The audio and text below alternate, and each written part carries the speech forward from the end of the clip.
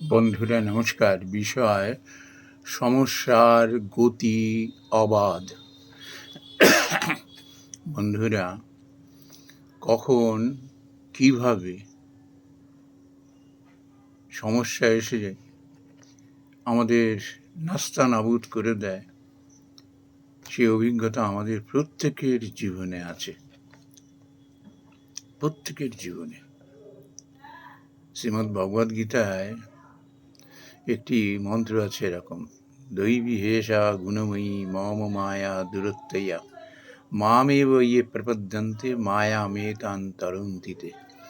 আমরা এই মায়ার জগতে বাস করি, তো কখন যে মহামায়ার মায়া ওই সমস্যা রূপে আমাদের ভেতরে প্রবেশ করবে কেউ বলতে পারে না।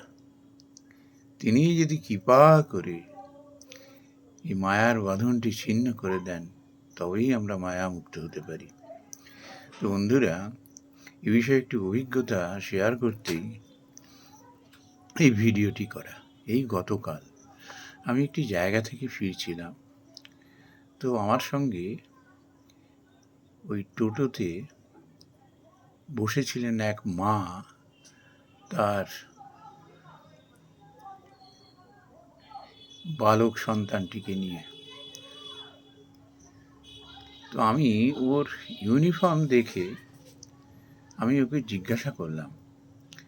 আমি বুঝতে পেরেছি স্টেশনের দিকেই যাচ্ছে। তো এই সময় ঠিক প্রায় সন্ধ্যা। আমি বললাম যে তুমি এই স্কুলে পড়ো? ও বলল হ্যাঁ। আমি তো, তুমি এখন কোথায় যাচ্ছ? ওর মা তখন, গ্রামগঞ্জের মানুষেরা না এখনো পর্যন্ত অকপট সরল, তাদের মধ্যে এখনো কোনো মার প্যাঁচ প্রবেশ করেনি। তারা সত্য কথা বলতে, অকপটে কথা বলতেই তারা ভালোবাসেন। তা আমায় বললেন যে আমার ছেলেকে এরকম 40 দিনের জন্য সাসপেন্ড করা হয়েছে স্কুল থেকে। তো আমি বললাম কেন? মা বললেন এরকম যে ওদের ক্লাসে একটি ছেলে এরকম বিড়ি খেয়ে, তো ওর মতো আরও 4 জনকে বলেছে তোরাও বিড়ি খা বলে ওদের হাতে বিড়ি তুলে দিয়েছিল। তো ব্যাস, এটি ওই ক্লাস ইনচার্জ যিনি আছেন ওই আবাসিক স্কুলটিতে, তিনি একেবারে স্ট্রিক্ট অ্যাকশন নিলেন। খবর পৌঁছে গেল একেবারে উপর মহলে। এইরকম নামি দামি এবং সুপরিচিত স্কুলে এই ধরনের ঘটনা, তাও আবার ক্লাস 6-এর বাচ্চা।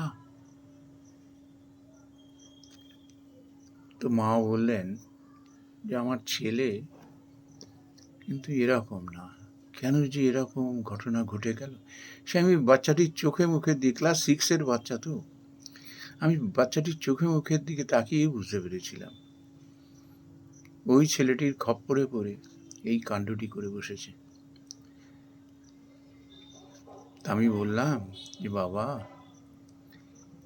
এই স্কুলে কারা চান্স পায় জানো? 2 বছর 3 বছর ধরে লেগে থাকে, কত পরিশ্রম করে, কত বড় বড় ঘরের ছেলেরা এই স্কুলে সুযোগ পাওয়া মানে তার ভবিষ্যৎ গড়ে ওঠা।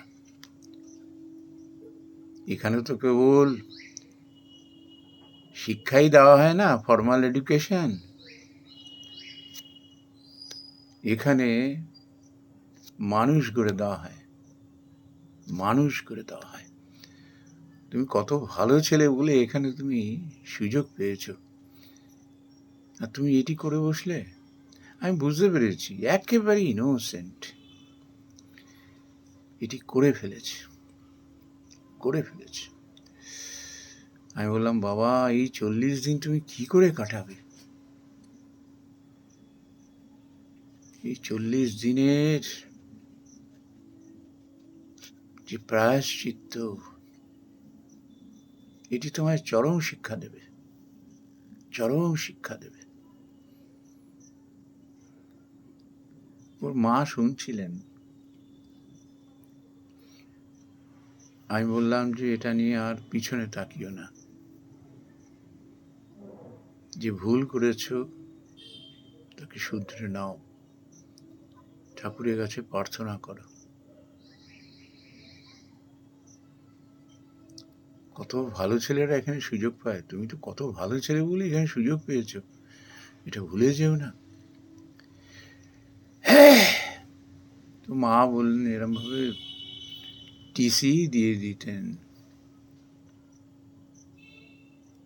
কিন্তু 40 দিন সাসপেনশন দিয়েই ক্ষান্ত হয়েছেন। ছোট বাচ্চা তো, হয়তো তাদের ভবিষ্যতের দিকে তাকিয়ে। আর এমন স্কুলে সুযোগ পাওয়া, এ কি চারটিখানি ব্যাপার? হাজার হাজার ছেলের মধ্যে গুটি কয়েক সুযোগ পায়। তাই বললাম আপনি যাবেন কোথায়, বাড়ি কোথায়? মেদিনীপুরে বাড়ি। আমি বললাম এই এত সন্ধ্যা হয়ে গেছে, এখন পৌঁছাবেন কি করে? তো বললেন জানি না, তো স্টেশনে রাত কাটাতে হবে। মনটা এত খারাপ হয়ে গেল। তো ওই মা বলছিলেন ওর বাবা আজ পর্যন্ত একটা সুপুরি পর্যন্ত মুখে দেয়নি। তিনি যে কিভাবে মর্মাহত হবেন। ছেলেটি চুপচাপ শুনছিল, একেবারে ইনোসেন্ট। আমি বুঝতে পারছিলাম যে ওই ছেলেটি ওদের থেকেও অত্যন্ত, আমরা খুব কালোকাল ল্যাঙ্গুয়েজে বলি পাকা। এটি করিয়েছে, নিজে তো করে, ওদেরও করিয়ে দিয়েছে। আর এই 4টি বাচ্চা তার বলি হয়ে গেল।